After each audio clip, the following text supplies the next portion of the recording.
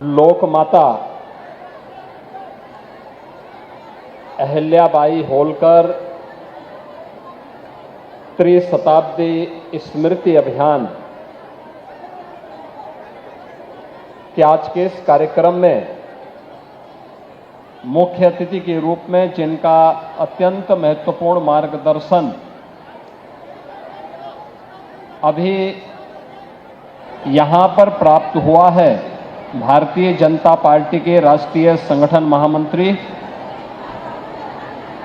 माननीय Shri BL Santosh ji, Bharatiya Janata party के प्रदेश के अध्यक्ष चौधरी भूपेंद्र सिंह जी, उत्तर प्रदेश सरकार में मंत्रिमंडल के मेरे वरिष्ठ सहयोगी उप मुख्यमंत्री श्री केशव प्रसाद मौर्य जी, मंत्रिमंडल के सभी मेरे सहयोगीगण, श्रीमती बेबी रानी मौर्य जी, श्रीमती गुलाब देवी जी,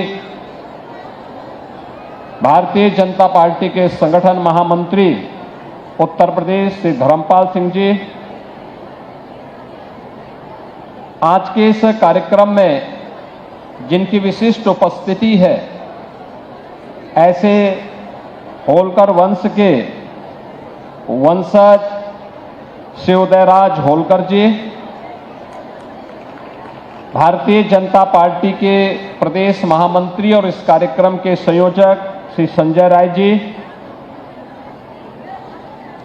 इस क्षेत्र के लोकप्रिय विधायक डॉक्टर राजेश्वर सिंह जी, महानगर अध्यक्ष भारतीय जनता पार्टी श्री आनंद द्विवेदी जी और इस कार्यक्रम का संचालन कर रहे युवा नेता श्री नीरज सिंह जी और उपस्थित भारतीय जनता पार्टी से जुड़े हुए सभी उपस्थित बहनों और भाइयों, मैं सबसे पहले आप सभी का अभिनंदन करते हुए लोक माता अहिल्याबाई होलकर की त्रिशताब्दी जन्म महोत्सव के अवसर पर इस स्मृति अभियान कार्यक्रम में अपना योग्य मार्गदर्शन प्रदान करने के लिए प्रदेश की राजधानी लखनऊ में पधारे भारतीय जनता पार्टी के राष्ट्रीय संगठन महामंत्री माननीय श्री BL संतोष जी का हृदय से स्वागत करता हूं, अभिनंदन करता हूं। मैं इस अवसर पर अभिनंदन करता हूं मालवा इंदौर के होलकर वंश से जुड़े हुए उनके वंशज श्री उदयराज होलकर जी का, जो आज इस कार्यक्रम में विशेष रूप से उत्तर प्रदेश के इस कार्यक्रम के लिए अपना समय निकाल करके यहां उपस्थित हुए हैं। बहनों और भाइयों, इतिहास के बहुत कम ऐसे अवसर आते हैं जब हम लोगों को उसका स्मरण करने का अवसर प्राप्त होता है, लेकिन वह हमारे जीवन में वह क्षण परिवर्तनकारी साबित होता है। हमारा इतिहास अनेक चुनौतियों से जूझते हुए, अनेक आंधी और तूफानों का सफलतापूर्वक मुकाबला करते हुए, समय समय पर समुद्र मंथन के माध्यम से जिन रत्नों को उस समय के नायक और नायिकाओं के रूप में आगे बढ़ाने का काम किया है, उसमें समान रूप से महिला और पुरुष दोनों की भागीदारी अलग अलग कालखंड में देखने को मिली है, अलग अलग कालखंडों में देखने को मिली है। और इसीलिए जब हम भारत की बात करते हैं तो हमारे पास जैसे पर्व और त्योहारों की एक लंबी श्रृंखला है। हर महीने हमारे यहां 2-4 बड़े पर्व और त्योहार आ जाते हैं। अलग अलग क्षेत्र में जाएंगे, स्थानीय स्तर पर भी लोगों के सामने पर्व और त्योहारों की एक लंबी श्रृंखला होती है। और ऐसे ही महापुरुषों की भी एक श्रृंखला हम सबको देखने को मिलती है, जिनका प्रेरणादायी व्यक्तित्व और कृतित्व समाज को एक नई संजीवनी प्रदान करता रहा है। इस लंबी श्रृंखला में बीच के कालखंड में जब देश गुलामी की बेड़ियों से जकड़ा हुआ था, उन महापुरुषों का नाम विदेशी दासता के शिकार उन सत्ता लोलुप लोगों ने कभी सामने नहीं आने दिया, जो वर्तमान पीढ़ी के लिए प्रेरणादायी बनकर के लोक कल्याण के लिए, राष्ट्र कल्याण का मार्ग प्रशस्त कर सकें। ऐसे नाम आगे नहीं आने दिए। आप याद करिए, 1000 वर्ष पहले एक विदेशी आक्रांता सालार मसूद गाजी के हमलों को बेनकाब करने वाले महाराज सुहेलदेव को समाज एक प्रकार से विस्मृत सा कर दिया था। याद करिए, सालार मसूद मोहम्मद गजनवी का भांजा था, जिसने सोमनाथ के मंदिर को कई बार लूटा तोड़ा। श्री राम जन्मभूमि अयोध्या पर पहला हमला इसी ने किया था। और जब वह भारत में 1033 में मंदिरों को तोड़ने के उद्देश्य से एक बार फिर से गजनी से निकला था,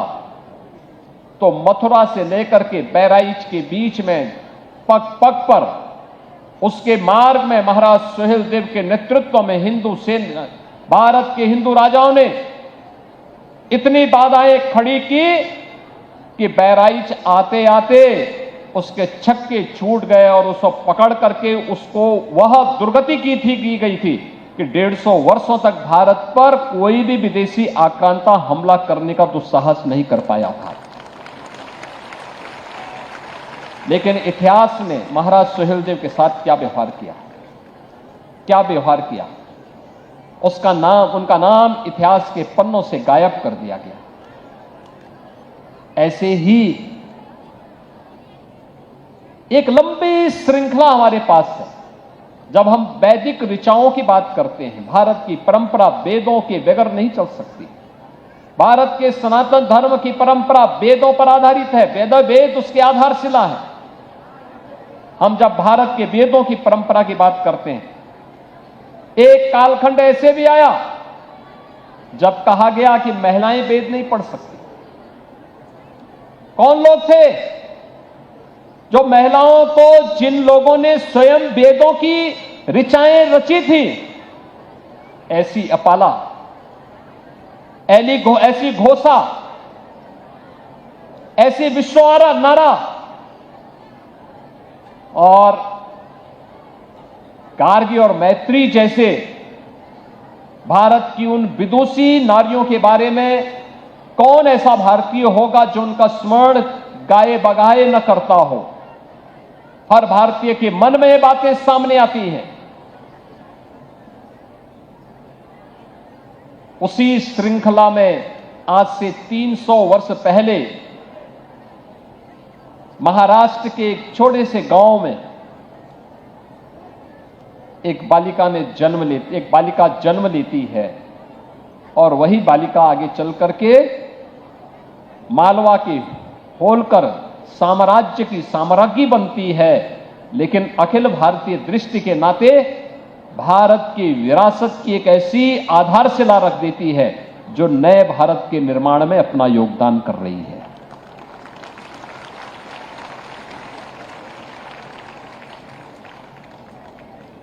भारत के आज प्रधानमंत्री मोदी जी जब विरासत और विकास की बात करते हैं, तो विरासत और विकास का यह अभियान वही अभियान है जिसकी आधारशिला 300 वर्ष पहले लोक माता महारानी अहिल्याबाई होलकर ने रखी थी। उनका साम्राज्य, होलकर साम्राज्य उस समय के भारत की तुलना में